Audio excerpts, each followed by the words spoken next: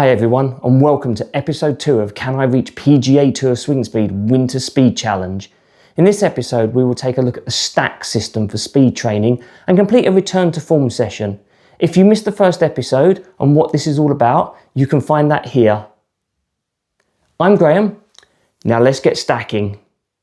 So as you can see here, the STAck system consists of what is basically a golf club about the size of a hybrid with a screw thread at the end and obviously the bright yellow holder, and inside this little pouch there are a bunch of weights, and the weights are 100 grams, 75 grams, 60 grams, 45 grams and 20 grams, and multiples are used each session. Okay, so we're going to jump straight into the app here and we're going to head to special session, and at that point we are then going to be selecting a return to form and then just setting it to start.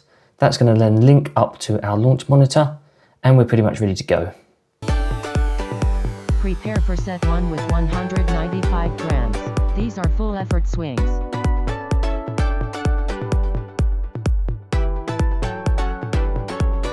Swing 1 was 91. E-speed is 100. Distance potential is 269.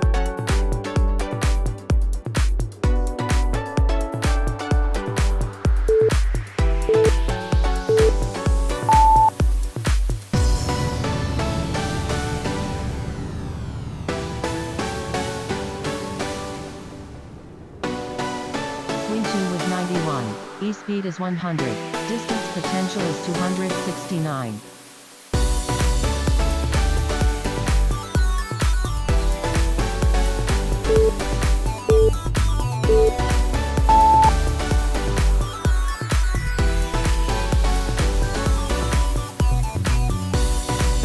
Swing 3 was 90. E-speed is 99. Distance potential is 266.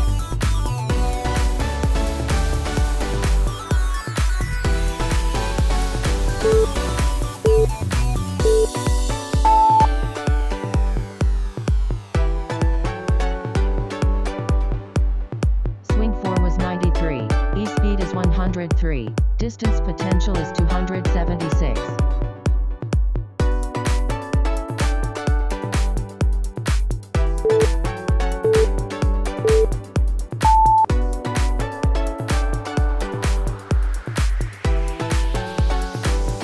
Swing 5 was 90. E-speed is 99. Distance potential is 266.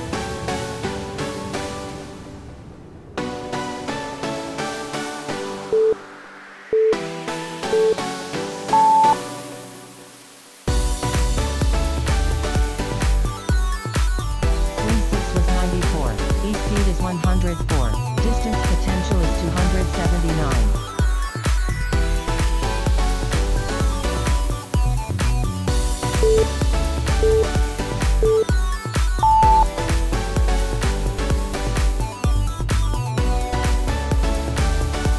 Swing 7 was 93. E-speed is 103.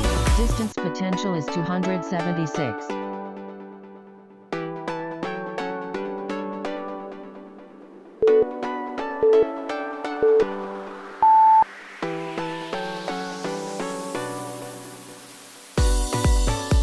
Swing 8 was 92. E-speed is 101. Distance potential is 273. Review set 1 swings, then prepare for set 2 with 240 grams. These are full effort swings.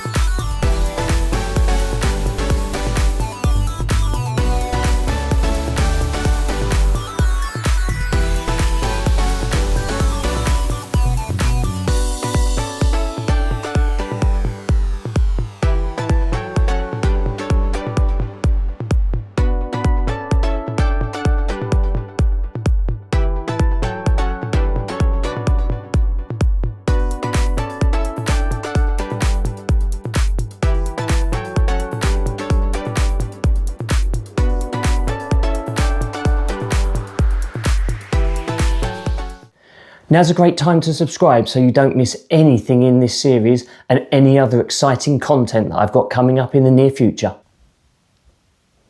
Okay, so now you've seen what a return to form session looks like. Let's have a little bit more of an in-depth look at the app itself.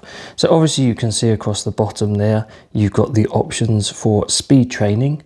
There's also a new wedge training function, but I believe that requires a special radar. There's a putting solution, which allows you to practice your putting out on the putting green and record some data. Obviously some learning functions and a main menu. If you look then at the general screen, you'll see from the top that obviously within this protocol that I'm running, you've got my highest stack speed to date at 102, which equates to a driver E speed of 112. Now you've got to bear in mind that this is full out trying to just swing it as fast as possible. So it's not really a playable speed on the golf course at that current point. That's giving me a distance potential of 304 based on a normal temperature and where I am based at about sea level. The grit score is basically how regularly you're performing. So obviously if you're doing your speed training as you should do, then expect that to be nice and high. If you're missing lots of sessions and not doing as you're supposed to, that will gradually drop. So if you then look under the distance potential and grit score area, you'll see separate sections where you can share your progress, the special session, one of which we've just done today, any completed sessions, you can change your program at any time, and then completed programs, and we'll have a look at that very shortly. You can see underneath that then that there's the full speed spectrum, and you can see that I've already done 11 of 24 sessions completed. Now like I say, I've had a little break, hence why I've just done that return to form session, and then I'll be beginning the speed training again, and I'll expect to start that in the next couple of days as per the schedule says there, to say I need to start it Friday, Saturday or Sunday. So from that point there, what we can do is we can have a look at what the data is actually recording across some swipe screens. So if I just swipe across on the app here, you'll see that this then gives you your training speeds for the protocol that you're doing at the moment, and you can filter that by what speed you want. You can filter that by your intent, which is full, which is what we've been doing in the return. So that's a full swing, as in if you were going to hit a hard golf shot on the golf course but try and keep it in play. You've got max, which is what we will be doing as we go through the training session, which is basically all out power. We're not worrying about what the swing looks like or what would happen if a ball was in the way. We're just swinging it as hard as we possibly can. And step, which is a max swing but with a step forward during the swing. So think of it a little bit like a mini Happy Gilmore. So then obviously if we to scroll across again, you'll see the personal best speeds from this set of protocols. And this is marked out by the weight that you've been asked to swing. So as you can see there, 195 grams at 102. Now 195 grams is the main metric that TheStack uses for a reference to swinging a normal driver. And you can see that I've obviously been up at 102 at the moment, and I would hope to obviously begin to increase that. If we then scroll across another page, you'll then see what they call the driver E speed. So that's where they take the calculation of the 195 gram stack swing, and they then put that into their system that brings up a driver head swing speed. And obviously you can see that I've been hovering around 109, 110. The last session before I took my little break, I managed to get up to 112. And again, just remember, these are full out maxed swings. So there's no potential really at that point to hit that on the golf course. I'm looking at dropping sort of down to 108 or so at the moment for actual playable golf swings on the golf course. And again, you can then see that they're then creating a distance potential, which is how far they're suggesting that they think that you can hit the golf ball given the temperature and the altitude that you're actually playing at. And you can see that's obviously including with rollout. So it says that if I could manage to get to 112 club head speed, then I would have the potential to hit the ball 304 yards on a regular basis. We then come into the grit score, and again, as I mentioned, the grit score is basically a way of motivating you to continue to follow your progress and continue to do the work. And obviously you want that number to be up as high as possible, well into the 90s. And then you've got the health and energy, which you saw me put in on the back to form session. And that's pretty much about it. So if we then take that back to home, we can then have a look at what I've been doing and how I've been progressing through here.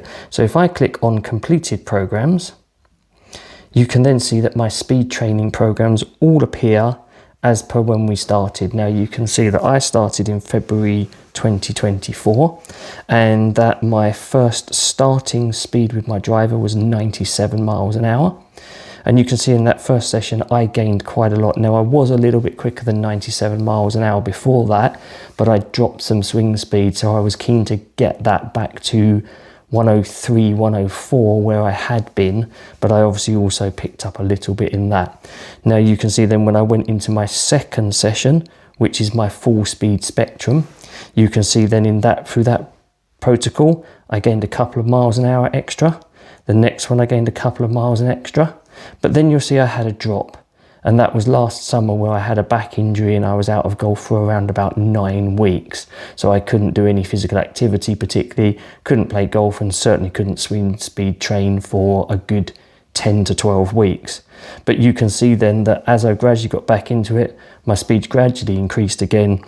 And my most recent ones have been about 110, but I've kind of plateaued over the last couple. So I'm keen to see if we can again just push on. So that's basically what the app does. So as you can see here from this screen, at the start of each new protocol, you'll be asked to create a baseline. And you can see that from here where you have to swing the driver as if you were out on the golf course. And then you have to swing the specific weights in the way that they're shown there. That then provides the information where then the stack system goes away, it checks how you've done this time against last time, and then puts that all into the system and produces a training regimen for you.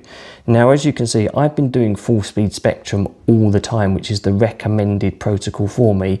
But each one of those full speed spectrums is actually slightly different. So the weights are different and the way it works is slightly different. So it's really interesting that it's picking the data, looking at what we've got on there. So if I then just go back to there, you can see then that at the end of a protocol, you also then do a progress check. And that then will check that against your baseline of where you started at to see where you've gained speed, if you have, and that will then form part of the analysis, which will then produce the next session that it suggests for you to do the speed.